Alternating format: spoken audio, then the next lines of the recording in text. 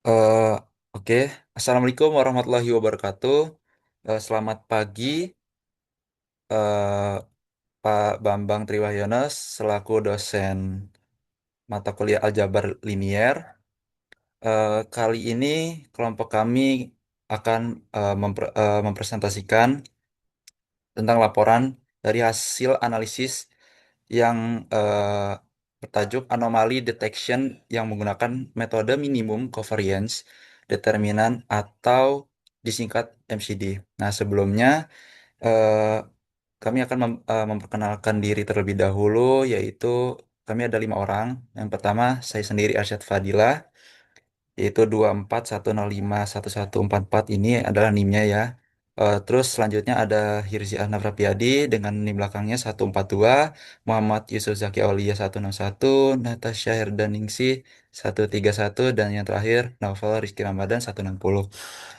Untuk pembahasan yang akan kita lampirkan, eh, ada konsep dasar MCD dan kaitannya dengan aljabar linier. Lalu ada studi kasus nyata pada data gaji pegawainya. Lalu nanti ada visualisasi hasil dan implementasinya. Jadi eh, mungkin ini akan memberikan wawasan baru sekaligus menunjukkan matematika itu emang penting dalam menyelesaikan masalah yang nyata ini. Oke. Baik, bisa dimulai Mas Yusuf untuk latar belakang topiknya. Terima kasih. Baik, masuk ke latar belakang topik. Di sini, outlier dalam data multivariat dapat mengganggu proses analisis statistik dan menghasilkan kesimpulan yang bias. Deteksi outlier pada data multivariat lebih kompleks dibandingkan data univariat karena melibatkan hubungan antar variabel. Metode tradisional seperti jarak Mahalanobis sensitif ini terhadap outlier itu sendiri, sehingga diperlukan pendekatan yang lebih robust. Metode konvensional untuk deteksi outlier seperti jarak Mahalanobis yang berbasis pada estimasi klasik mean dan matriks variance covariance sampel memiliki kelemahan fundamental karena sangat sensitif terhadap keberadaan outlier itu sendiri, menciptakan paradoks di mana alat untuk mendeteksi outlier justru terpengaruh oleh outlier yang ingin dideteksi. Analisis komponen utama klasik yang sering digunakan untuk menyederhanakan dimensi data multivariat juga mengalami masalah serupa karena bergantung pada matriks variance covariance yang mudah terdistorsi oleh outlier. Oleh karena itu, diperlukan pendekatan yang lebih robust yang dapat memberikan estimasi yang stabil dan tidak terpengaruh oleh kontaminasi outlier. Selanjutnya akan dibawakan oleh teman saya yaitu Natasha. Jadi pertanyaan itu pengguna aljabar linear dalam pemecahan masalah. Pertama, matriks variance, konvarians, dan operasinya.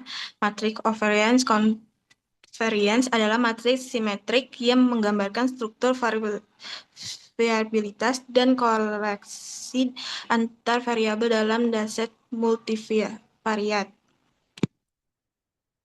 Aplikasi dalam MCD minimum covariance determinant matrix S klasik sensitif terhadap outlier. MCD mencari subset dalam data dengan DAT-S minimum untuk estimatis robust. S underscore MCD memberikan estimasi yang lebih stabil terhadap kontaminasi outlier.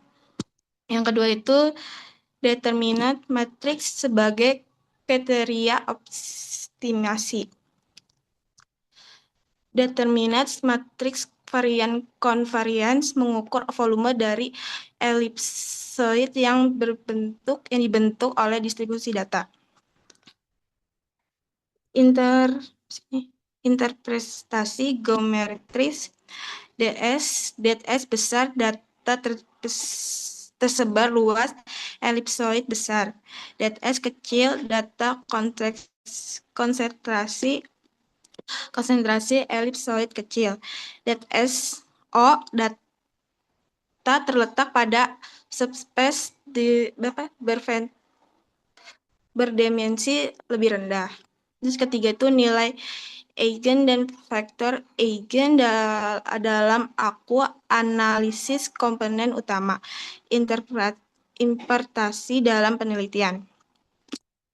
Itu ada 3 komponen utama. Pertama, kan satu memiliki varian terbesar. Setiap komponen ortogonal tidak berkorelasi. Yang ketiga itu reduksi dimensi. Pilih K lebih kecil dari M, komponen yang menjelaskan sebagai besar varians. Yang 4 itu transformasi linear dan proyeksi. Transformasi dari ruang variabel asli R pangkat M ke ruang komponen utama R pangkat K, yaitu M sama dengan X kali A pangkat T, di mana A adalah matriks eigenvektor. Sifat transformasi yaitu linear combination dari variabel asli.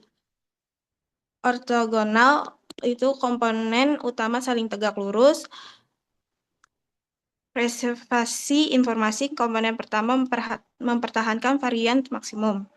Yang kelima itu jarak dalam ruang multivariat. Yang keenam itu interpretasi geometris dalam ruang multivariat. Yang tujuh algoritma optimal MCD minimum convergence determinants. Yang delapan itu sifat statis dan teoritis. Oke, langsung dilanjut oleh teman saya. Selanjutnya ada contoh hitung. Pada langkah pertama merupakan analisis komponen utama, yang mana pada langkah ini dilakukan transformasi data menggunakan analisis komponen utama, yang mana data awal digunakan terdiri dari 10 pengamatan yang masing-masing direpresentasikan oleh 2 komponen utama, yaitu K1 dan K2. Setelah datanya ditransformasikan, dilakukan penghitungan rata-rata dari masing-masing komponen. Rata-rata K1 dan K2 yang mana masing-masing mendekati 0, sehingga dapat disimplifikasi menjadi 0,0 sebagai pusat data. Kemudian disusun matriks varians covariance dari data tersebut, yang mana matriks ini menunjukkan sebaran dan hubungan antar variabel. Kemudian untuk langkah keduanya, perhitungan jarak Mahalanobis, yang mana dilakukan penghitungan jarak Mahalanobis untuk masing-masing pengamatan yang melibatkan inverse matrix S yang diperoleh dengan menghitung determinannya, yang mana nilai determinan adalah sekitar 13,6 miliar. Setelah inverse matrix S diperoleh, kami mulai menghitung jarak Mahalanobisnya. Sebagai contoh untuk pengamatan ke-1 dengan koordinat 303,8 sama dengan minus 34,6. Nilai MD1 sama dengan akar dari 0,573 yang sama dengan 0,757.